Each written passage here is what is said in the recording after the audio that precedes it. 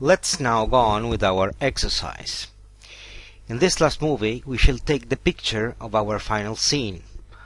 Once we have reached the final desired effect and set our framing appropriately, we can take our picture. Let's now start ray tracing mode of the rendering. We shall wait some seconds in order to view the final image. As I have already told you many times, there are a lot of factors the program must take into account to obtain the resulting image, and then the elaboration requires some time. Here it is coming, and it is nice. Look.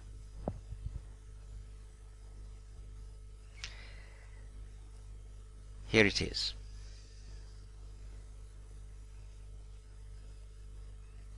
Okay, completed. In the graphics area, let us select Options Properties. Let's move the dialog box.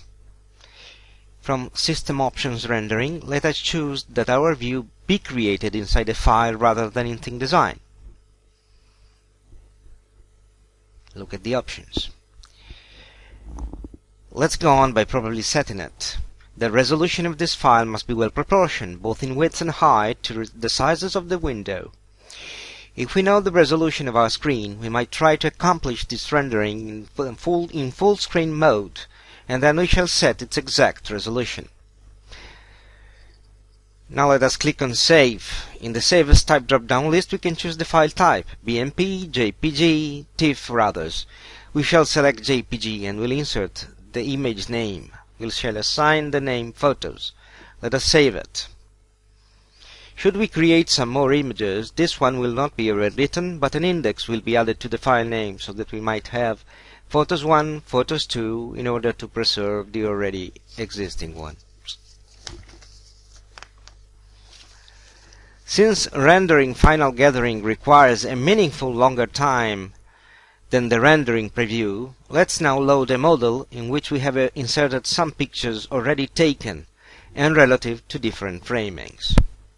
Not to waste our time, let's load our Photos.e3 model. Let's open it. Now let us activate the full screen mode. Let's use the zoom functionality to analyze our different framings and our results. Let's zoom the first picture to appreciate its details. We added a mannequin to show the proportions with a human figure. We can see the projection of reflections both of the floor and of the surrounding objects onto the metallic surfaces. Reflection and light effects also on the walls, and lighting effects and of shadows projecting onto the floor. In addition, we can see the effect of lighting produced by the spotlight. It really looks like a light, which lets us understand its position. Now let's zoom the second picture in order to appreciate its details. In this picture, the three monitors have been enlightened in such a way that they appear highlighted with respect to the object that was created by applying to some decals, which resemble not just lighting effects, but a light of their own, each. We also notice the presence of colored lights. Please take a look. It's a very nice picture. Appreciate it.